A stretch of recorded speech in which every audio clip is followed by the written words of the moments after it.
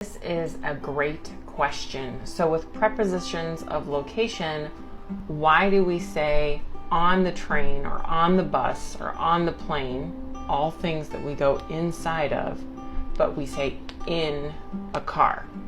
So the general rule is if you have a small vehicle or a personal vehicle, like a car, we use in. And if you have a larger vehicle, or especially a public vehicle, a public transportation vehicle like a train or a bus or a plane, we use on.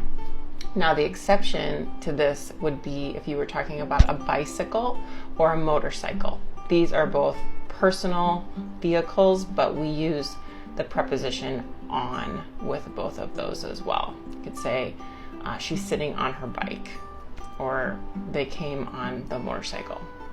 All right, I hope that helps.